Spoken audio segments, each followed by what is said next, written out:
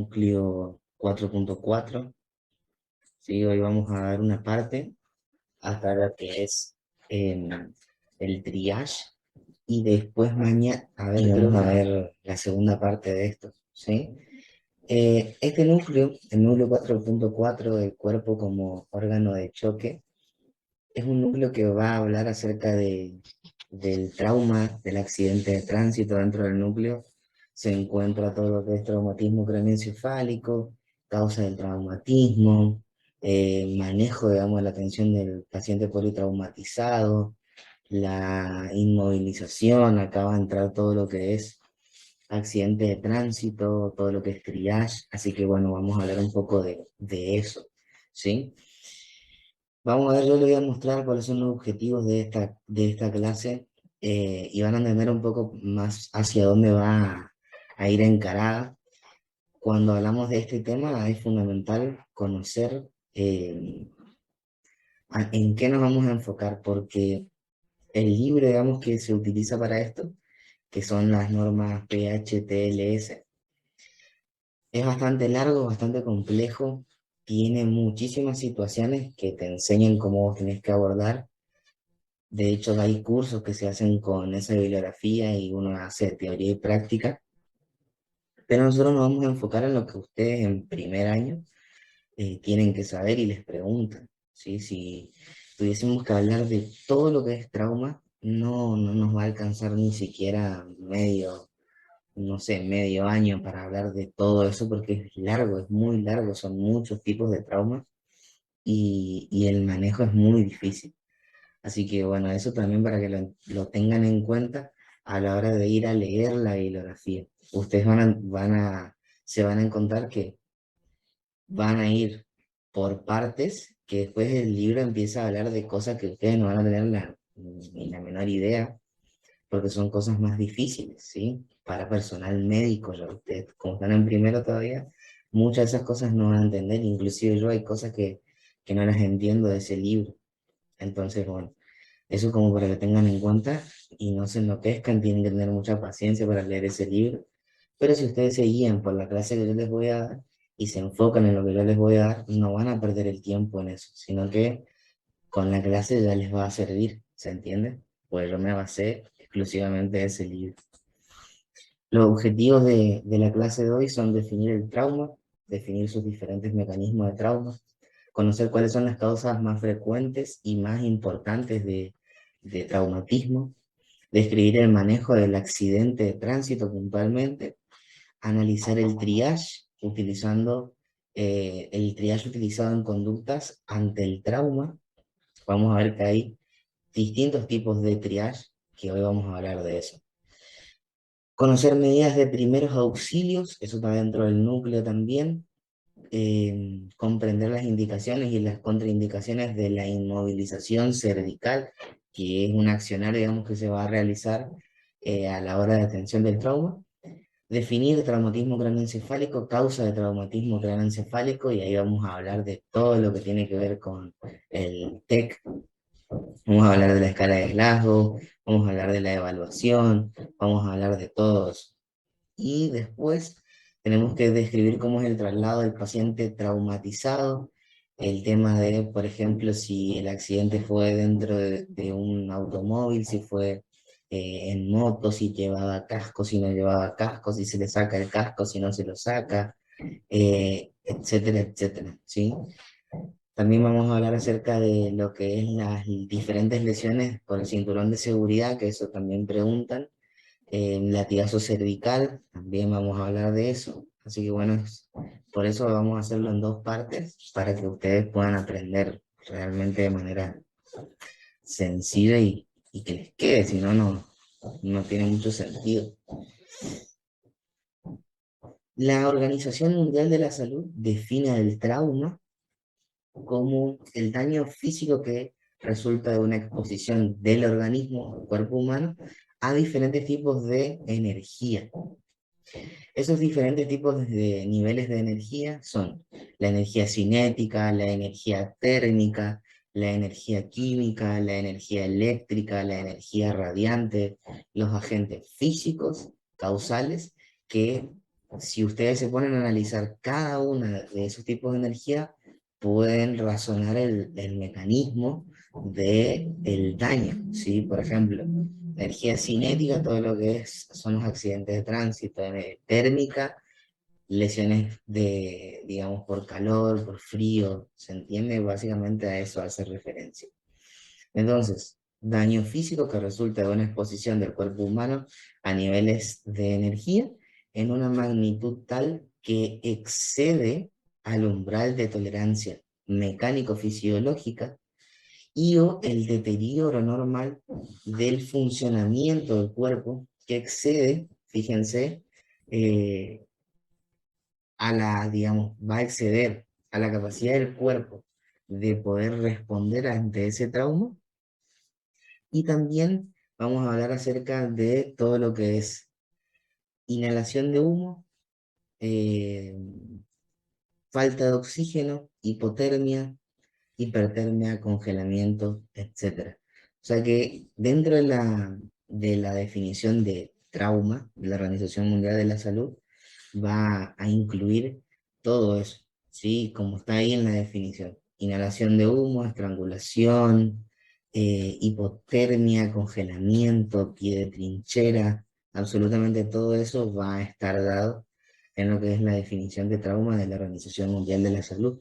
Como ejemplos, la, la, la clave está en entender, se define como el daño físico, ¿sí? Daño físico a exposición de niveles de energía que el cuerpo no los puede tolerar.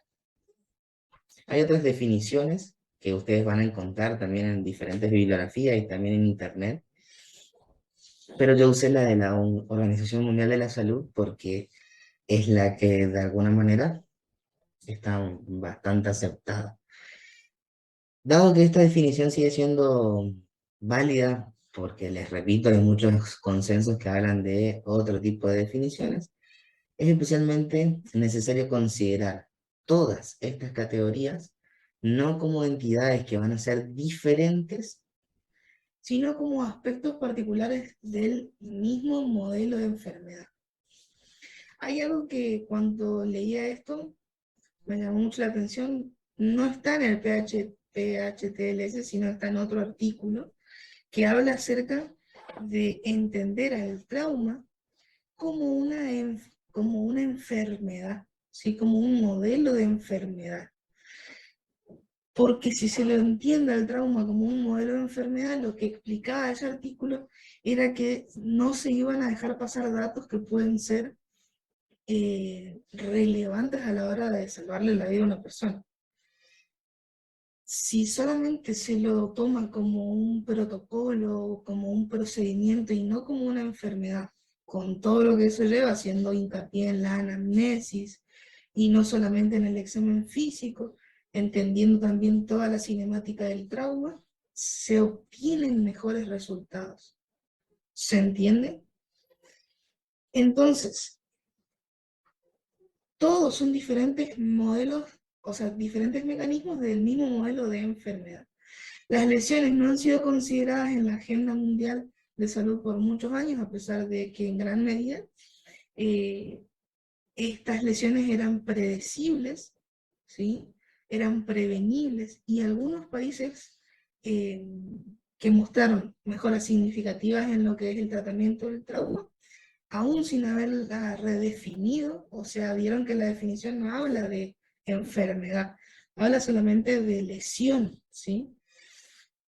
Ni siquiera, aunque ni siquiera la redefinieron, ¿sí? Sigue siendo la misma definición, hay algunos países que actúan como si el trauma fuese una enfermedad, como si se hubiese cambiado la definición del trauma.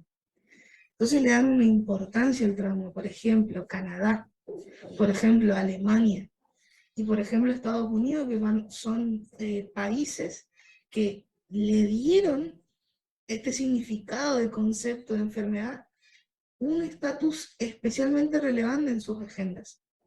¿Sí? O sea que invirtieron mucho dinero en eso, en el manejo de la atención del paciente traumatizado. La experiencia de Estados Unidos de América de 0 muertes prevenibles es un buen ejemplo de este esfuerzo de un programa que lo que hace es justamente capacitar a los diferentes personales de salud para que haya cero muertes que pueden ser prevenibles desde el uso de casco, desde las medidas de prevención, digamos, de accidentes de tránsito, etcétera, etcétera, etcétera. Bien. Otra de las cosas que tenemos que hablar hoy, ¿alguien tiene alguna duda o alguna pregunta antes de continuar?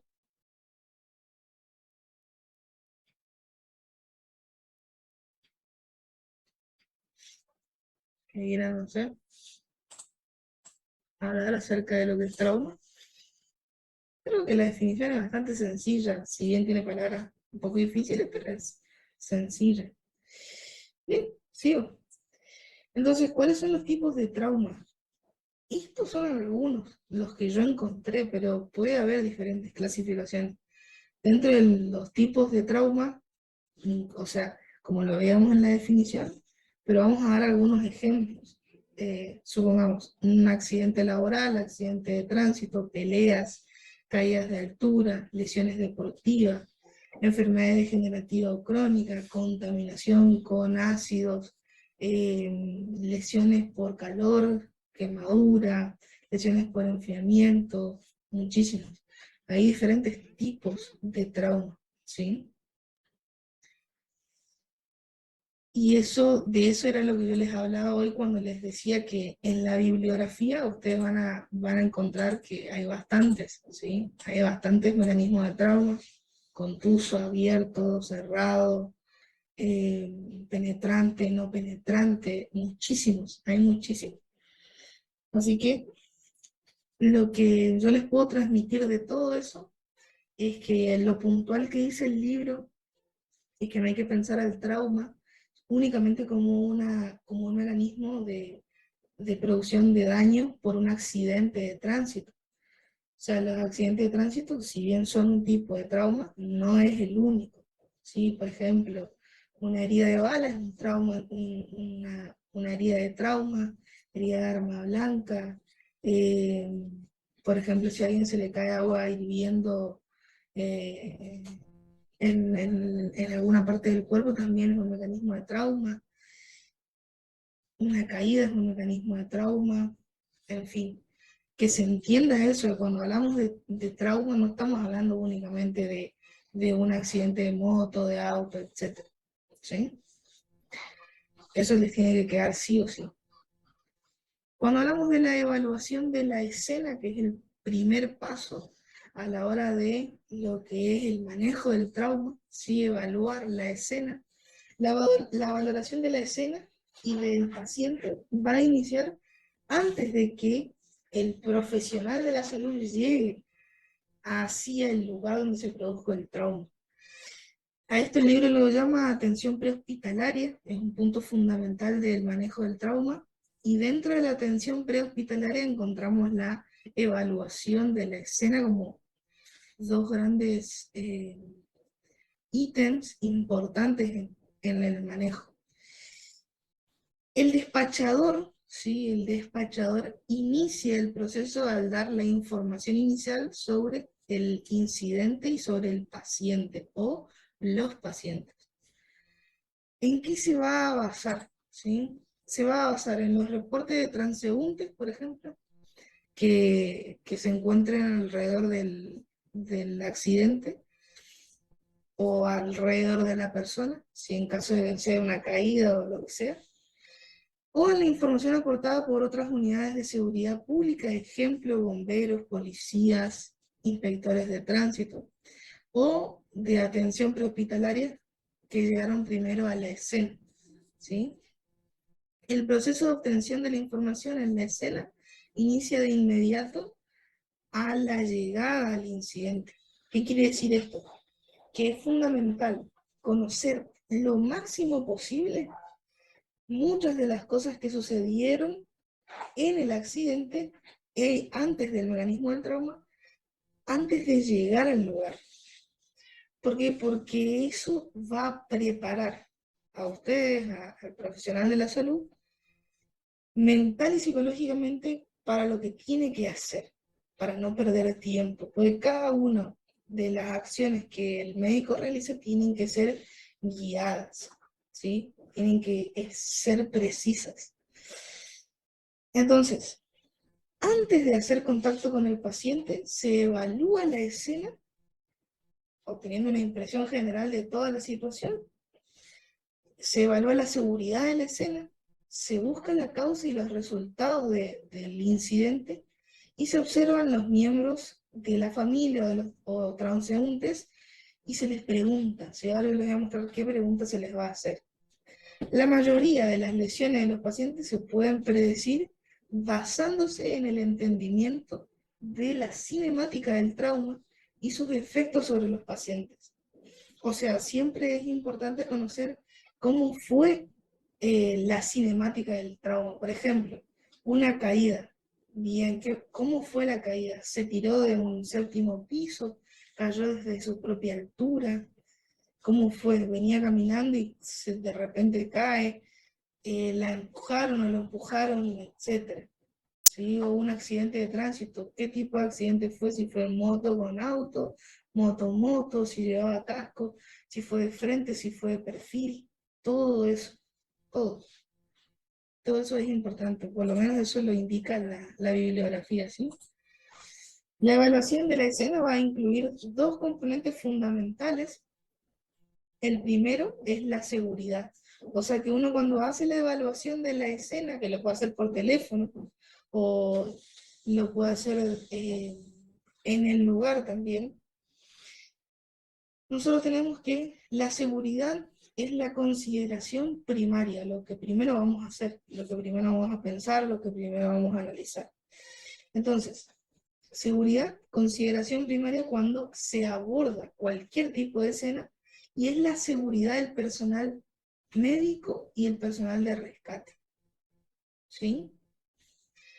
Cuando dice personal de rescate, o sea, serían los choferes, digamos, y los enfermeros, los paramédicos que se encuentren trabajando en lo que es todo lo que es trauma, accidente de tránsito, etc.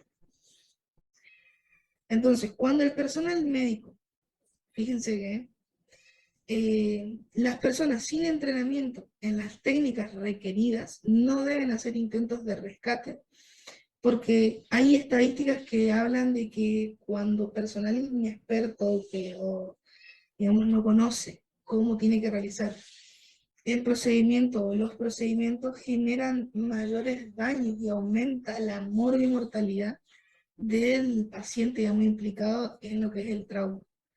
Y es más, aumenta el riesgo de daño en la persona que intenta realizar una medida de emergencia. Entonces, es fundamental eso, ¿sí? Que las personas que no tienen entrenamiento y no deben hacer intentos de rescate. El problema siempre va a estar en cuando sos el único.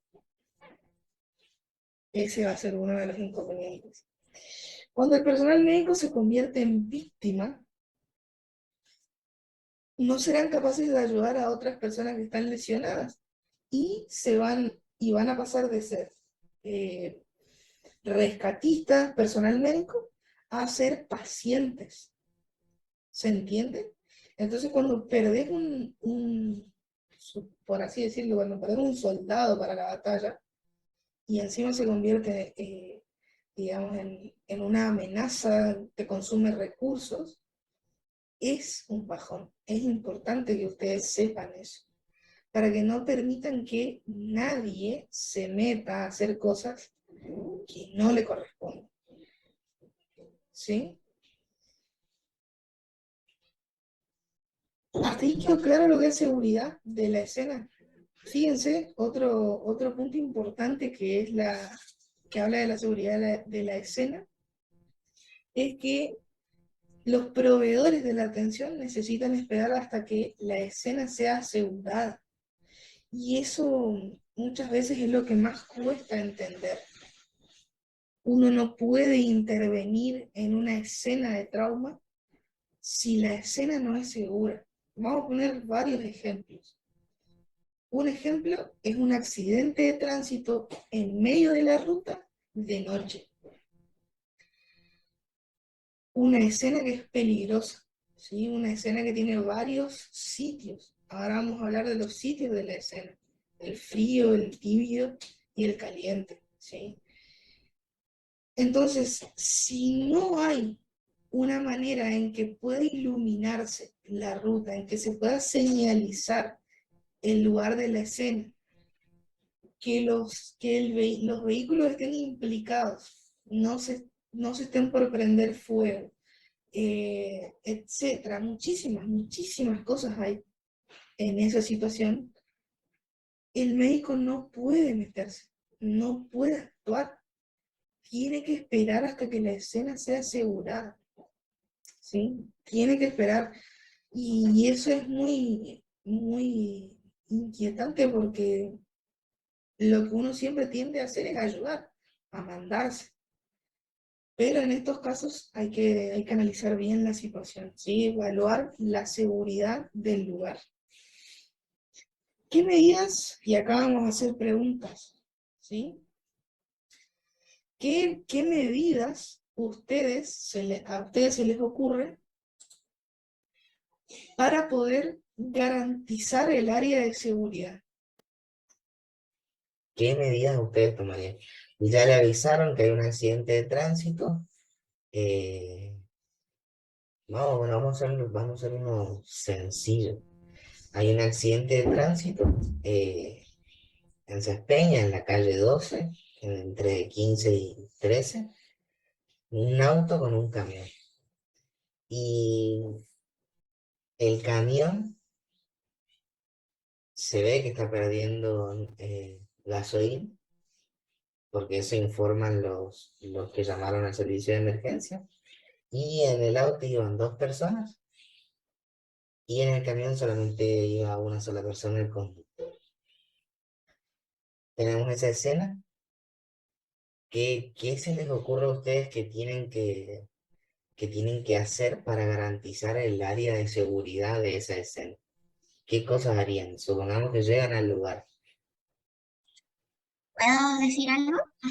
Sí, a ver quién está hablando porque Y es Soxy. Sofía, y yo los sacaría, o sea, los alejaría del camión si es que está perdiendo, a los del auto y al conductor si es que él sigue adentro.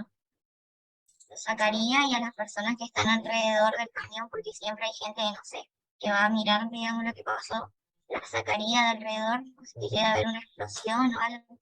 Primero, si Bien. está encendido los Vos vehículos, hay que haces apagar primero para evitar. En esperen caso de que porque estén encendidos los vehículos todavía hay que apagar para evitar. no sé quién está hablando, pero se le corta mucho. No sé si es a mí o a todos. Matilde, Matilde. Profe, Matilde, no entendí nada de lo que dijiste. Se corta En mucho. caso de que en caso de que estén encendidos los vehículos, se apaga el motor. El encendido se apaga por el tema de que hay menos probabilidad de que explote eso si está encendido.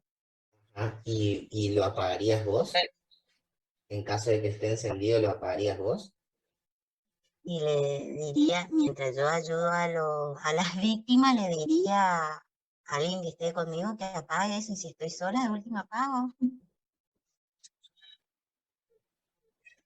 en todo caso, lo que se tendría que hacer es Interesante. alejar a las personas que están alrededor y esperar a que lleguen los bomberos, porque uno no se puede acercar a, a un lugar donde hay un accidente y está perdiendo eh, nafta, eso no sabemos qué es lo que puede pasar si puede haber una explosión.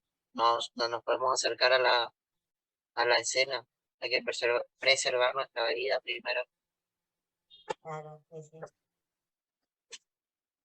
Ajá. También depende mucho de cómo están las personas adentro del vehículo. Si tal vez vemos que están conscientes y vemos que se pueden mover un poco, le decimos de afuera directamente que intente relajarse, que no se ponga nerviosa la persona y que con mucho cuidado apague el motor y listo. También podemos hacer eso. O sea, va a depender de muchas cosas. Pero yo primero observaría, capaz. No sé si me meto de una. Bien. ¿Alguien más?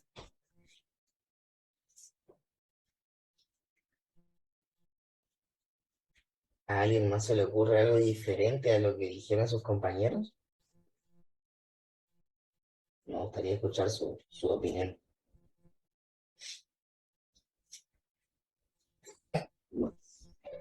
Todos entonces están medio ahí, parecidos a lo que opinaron Gabriel, Lady, Matilde y Sofía.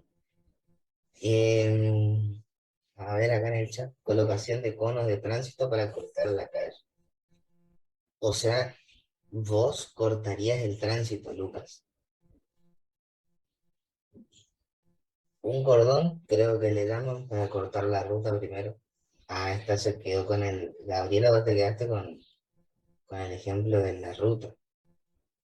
Estamos ahí en un accidente en la calle 12. Cortar el tránsito también dice Walter. Bien. Hay algo que ustedes sí o sí tienen que entender a la hora de evaluar la escena, es que ustedes están en el rol de médico, sería, ¿no? Y ustedes como médico tienen aptitudes claras. Ustedes no estudiaron, por ejemplo, no estudiaron para cortar el tránsito, tampoco estudiaron para apagar fuego, tampoco estudiaron para, eh, ¿cómo les puedo explicar?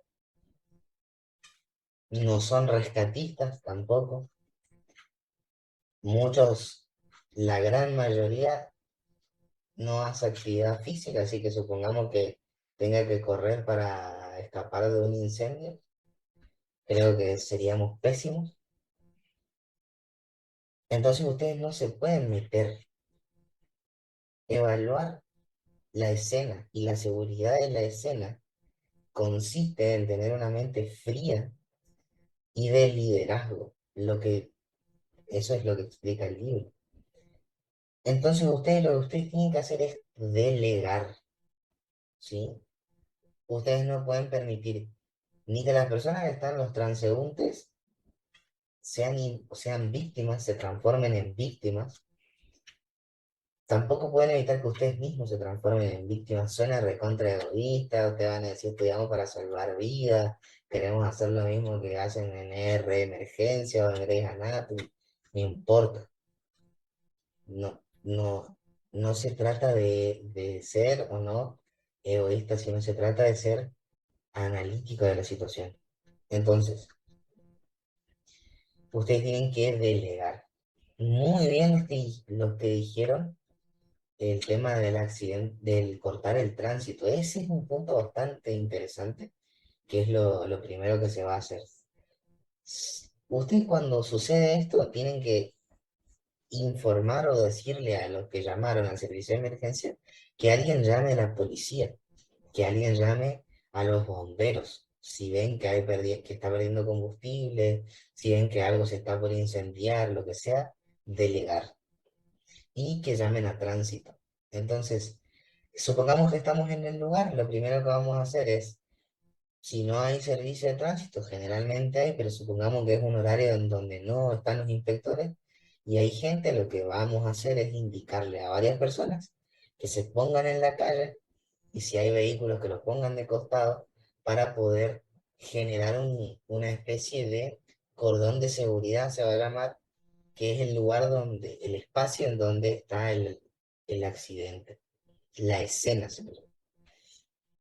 Una vez que ya se garantizó el corte del tránsito, es un punto muy valioso porque no va a haber más accidentados, entre comillas. Luego de eso, ver lo que dijeron del motor, excelente, porque esa es una de las cosas también que están indicadas en la bibliografía cuando cuando estamos frente a motores prendidos de vehículos, sea el que sea, hay mucho más riesgo de que haya combustión, entonces, y de que se prenda fuego todo. Entonces, fundamental apagar el motor. Como decía ahí una de sus compañeras, indicarle a la persona que lo apague. En caso de que no lo pueda hacer, lo va a tener que hacer alguna de las personas que se encuentren ahí trabajando, ya sean policías, bomberos, rescatistas, lo que sea, ¿sí? Luego de eso, que esté garantizada, digamos, la seguridad, vamos a ir al segundo punto, fíjense. Ya esperamos que la escena esté asegurada, la escena está asegurada, entre comillas, dentro de todo. Vamos con la situación, el segundo componente, ¿sí? Para no perder el hilo, acuérdense que la evaluación de la escena incluye dos componentes principales. El primero era la seguridad, que es en el que hicimos muchísimo hincapié, y el segundo es la situación, ¿sí? La valoración de la situación va después de la valoración de la seguridad. Y fíjense que muchos temas deben valorarse basándose en la situación individual del accidente de tránsito. Entonces, una vez que ya hemos valorado la seguridad, tenemos que empezar a preguntar las siguientes preguntas. ¿Qué pasó realmente en la escena? ¿Por qué se solicitó ayuda? Estas son todas preguntas guías, ¿sí? Todas preguntas guías. ¿Cuál fue el mecanismo de la lesión? O sea, ¿cómo fue la cinemática del trauma? ¿Qué fuerzas y energías produjeron las heridas en las víctimas? ¿Cuántas personas están involucradas y cuáles son sus edades? Si se necesitan unidades adicionales, ¿sí? Para el tratamiento o el transporte. Si se necesita ayuda mutua, se necesita de otro personal o de recursos. Lo que decíamos recién, bomberos, compañía de luz, etc. Si se necesitan equipos especiales de extracción o de rescate. Si se necesita transporte en helicóptero. Si se necesita un médico para ayudar al triage o para temas de atención médica en la escena. Si un problema médico podría haber sido el factor instigador que llevó al trauma, por ejemplo, un choque de vehículo de motor que es resultado de un ataque al corazón del conductor. Todas esas cosas son las que van a permitir evaluar la situación cuando nosotros estamos realizando la valoración de la escena, ¿sí? Fíjense, son muchísimas y todas van relacionadas, ¿se entiende? Esto lo saqué del PHTLS, lo pueden encontrar ahí también, así que no es nada del otro mundo, ¿sí? Seguridad de la escena. Cuando hablamos de la seguridad de la escena, para el proveedor de la atención prehospitalaria es importante entender el sistema de comando y la estructura de las zonas de trabajo en una operación con materiales peligrosos. Cuando hablamos de la seguridad de la escena, vamos a hablar de las operaciones de control de materiales peligrosos que se van a establecer en 3 diferentes zonas. La zona caliente, la zona tibia y la zona fría. Eso es re importante saber porque por ahí les pueden llegar a preguntar. Parece una pavada, pero les pueden llegar a preguntar. La zona caliente va a ser el área de mayor contaminación y solo trabajadores con entrenamiento y protección especializada pueden entrar en esta área.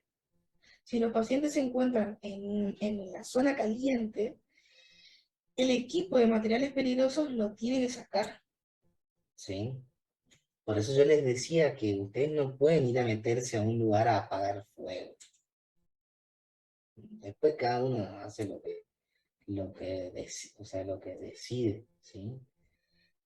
Pero lo recomendable es esto. La zona tibia, un corredor de reducción de contaminación corre a través de la siguiente zona. A esta zona se la va a llamar tibia, en la que los pacientes van a ser descontaminados por el equipo de materiales peligrosos y de aquí se va a mover a los pacientes de la zona caliente, pasando por la zona tibia, hacia la zona fría. La zona fría es el área que está libre de contaminación.